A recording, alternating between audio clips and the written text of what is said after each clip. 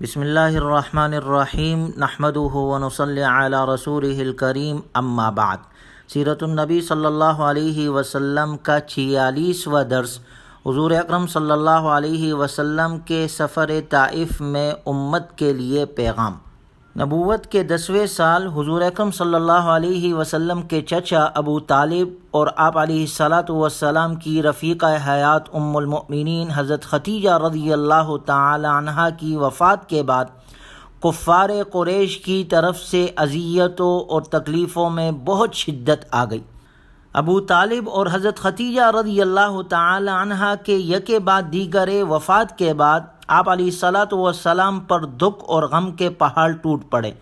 در حقیقت دعوتی مشکلات میں یہ دونوں حضور اکرم صلی اللہ علیہ وسلم کے لیے مضبوط ستونوں کی حیثیت رکھتے تھے جن پر آپ علیہ الصلاۃ والسلام اعتماد کرتے تھے۔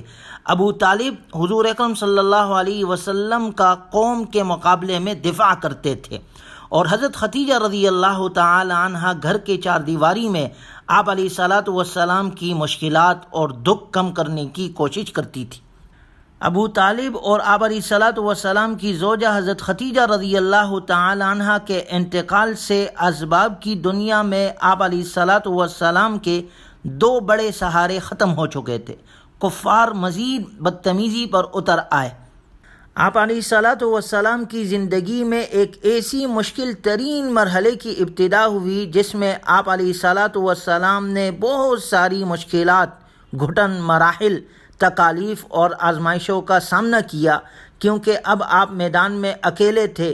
اس مخالفت اور اذیت کے باوجود آپ اپنے رب کا پیغام پوری دنیا تک پہنچانے کی کوشش کرتے رہے۔ جب مکۃ المکرمہ کی زمین میں عرصہ حیات تنگ کر دیا گیا تو رسول اللہ صلی اللہ علیہ وسلم عام انسانوں کی طرح مایوس نہیں ہوئے۔ منصب رسالت پر ان حوادثات کا کچھ اثر نہیں ہوا۔ تبلیغ کے لیے نیا میدان تلاش کرنے طائف کے سفر کا ارادہ فرمایا۔ ایک داعی کے لیے جب ایک میدان میں کام مشکل ہو جائے تو وہ دوسری جگہ کو اپنی دعوت کا میدان بنا لیتا ہے۔ چنانچہ آپ علیہ الصلاۃ والسلام نے طائف کو اپنی دعوت کا میدان بنایا، کیونکہ آپ صلی اللہ علیہ وسلم کو اہل طائف سے کچھ خیر کی امید تھی۔ رسول اللہ صلی اللہ علیہ وسلم کے بچپن کے 4 سال طائف میں گزرے تھے، اور آپ علیہ الصلاۃ والسلام کا رضاعی خاندان طائف میں آباد تھا۔ آپ کی رضاعی والدہ حلیمہ سعدیہ بنی سعد سے تھی جو طائف میں آباد تھے۔ آپ علیہ الصلاۃ والسلام نے دیکھا کہ کفار قریش آپ کی دعوت قبول نہیں کر رہے اور ظلم ستم کی راہ میں بڑھتے ہی چلے جا رہے ہیں، حد سے تجاوز کر رہے ہیں۔ تو اس موقع پر بھی آپ علیہ الصلاۃ والسلام بالکل مایوس اور نا امید نہیں ہوئے۔ آپ علیہ الصلاۃ والسلام نے مشرکین مکہ کے دباؤ میں نہ آئے، نہ کسی قسم کی کوئی مفاہمت کی، بلکہ آپ نے مکۃ المکرمہ کو خیر بات کہہ کر طائف کے مقام کو اپنی تبلیغی سرگرمیوں کا مرکز بنانے کا پروگرام بنایا، تاکہ یہاں کے بسنے والے اللہ کی طرف رجوع کرے اور اس کی دین کی حمایت کرے۔ دعوت حق اب وانذر عشیرتک الاقربین سے بڑھ کر لتنذر ام القری تک پہلی تھی۔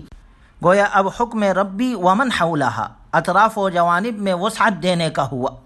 چنانچہ نبوت کے 10ویں سال شوال میں آپ علیہ الصلاۃ والسلام نے طائف کا قصد کیا، اور شاید کہ یہ لوگ اللہ کی ہدایت قبول کر لیں اور اس کے دین کے حامی اور مددگار ہو، اس غرض سے آپ صلی اللہ علیہ وسلم طائف کی طرف متوجہ ہوئے۔ گویا بیرون مکہ تبلیغ دین کے لیے رسول اللہ صلی اللہ علیہ وسلم کی نظر انتخاب طائف شہر پر پڑی، جو مکۃ المکرمہ کے جنوب میں تقریباً 65 کلومیٹر کے فاصلے پر واقع ہے۔ طائف کا علاقہ قریشی سرداروں کے لیے ایک دفاعی مرکز کی حیثیت رکھتا تھا اور انتہائی توجہ کا حامل تھا۔ اس شہر کی اہمیت کا اس بات سے بخوبی اندازہ لگایا جا سکتا ہے کہ کفار قریش نے رسول اللہ صلی اللہ علیہ وسلم کی نبوت اور رسالت پر اعتراض کرتے ہوئے کہا تھا، لولا نزل هذا القرآن على رجل من القريتين عظیم، یہ قرآن ان دونوں بستیوں میں سے کسی بڑے آدمی پر کیوں نہیں نازل کیا گیا؟ ان دونوں بستیوں سے ان کی مراد مکۃ المکرمہ اور طائف تھی۔ یہ شہر مشہور بت لات کی عبادت کا بھی مرکز تھا، اور امراء خوشحال طبقہ یہاں گرمیاں گزارتا تھا۔ عہد اسلام اور اس کے بعد بھی اس کو یہ اہمیت حاصل رہی۔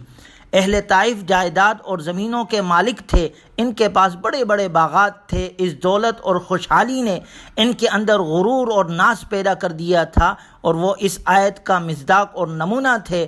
وَمَا أَرْسَلْنَا فِي قَرْيَةٍ مِّن نَذِيرٍ إِلَّا قَالَ مُتْرَفُوهَا إِنَّا بِمَا أُرْسِلْتُمْ بِهِ كَافِرُونَ، اور ہم نے کسی بستی میں کوئی ڈرانے والا نہیں بھیجا مگر وہاں کے خوشحال لوگوں نے کہا کہ جو چیز دے کر تم بھیجے گئے ہو ہم اس کے قائل نہیں۔ وَقَالُوا نَحْنُ أَكْثَرُ أَمْوَالًا وَأَوْلَادًا وَمَا نَحْنُ بِمُعَذَّبِينَ، اور یہ بھی کہنے لگے کہ ہم بہت سا مال اور اولاد رکھتے ہیں اور ہم کو عذاب نہیں ہوگا۔ گویا زمین کی زرخیزی اور شادابی نے اہل طائف کو بڑا مغرور اور متکبر مزاج بنا دیا تھا۔ آپ علیہ الصلاۃ والسلام نے اپنے متبنہ زید بن حارثہ رضی اللہ عنہ کو ساتھ لے کر طائف کا سفر شروع کیا، اور یہ سارا سفر آپ علیہ الصلاۃ والسلام نے پیدل کیا۔ حضور اکرم صلی اللہ علیہ وسلم طائف پہنچنے سے پہلے ان تمام قبائل کو بھی آواز حق سناتے رہے جو راستے میں جا بجا موجود تھے۔ جب آپ علیہ الصلاۃ والسلام طائف پہنچے تو بنی ثقیف کے 3 سرداروں کے پاس آپ تشریف لے گئے۔ یہ تینوں سردار آپس میں بھائی تھے اور عمر بن عمیر ثقفی کے یہ بیٹے تھے۔ ایک کا نام عبد یا لیل تھا، دوسرے کا نام مسعود اور تیسرے کا نام حبیب تھا۔ آپ علیہ الصلاۃ والسلام نے ان تینوں سے ملاقات کی، انہیں اللہ کی طرف دعوت دی اور ان سے مطالبہ کیا کہ وہ اسلام کے لیے آپ علیہ الصلاۃ والسلام کی مدد کرے اور آپ کی قوم ان کے لوگوں کے خلاف آپ کا ساتھ دے جنہوں نے آپ کی مخالفت کی ہے۔ گویا انہیں اسلام کی دعوت اور اشاعت اسلام میں مدد کی خواہش فرمائی ان سے۔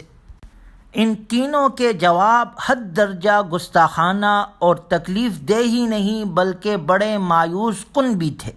ایک نے کہا تمہارے سوا اللہ کو اور کوئی نہ ملا جسے نبی بنا تھا؟ رسول تو کسی سردار قبیلے کو ہونا چاہیے تھا، نہ کہ ایسے کو جس کو کوئی سواری بھی نصیب نہیں۔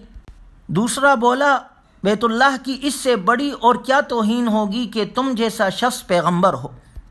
تیسرے کا جواب تھا میں تم سے ہرگز بات نہیں کروں گا، اگر تم سچے ہو تو تم سے گفتگو خلاف ادب ہے، اور اگر جھوٹے ہو تو تم سے بات کرنا کسر شان ہے۔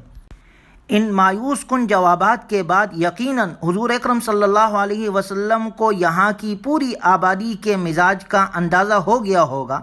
اس اندازے کے بعد فطری تقاضے بشریت یہی ہو سکتا تھا کہ یہاں مزید وقت نہ ضائع کیا جائے، لیکن جس کے اندر ایک بلند نصب العین کی لگن سما گئی ہو وہ مایوسی کو پاس نہیں آنے دیتا۔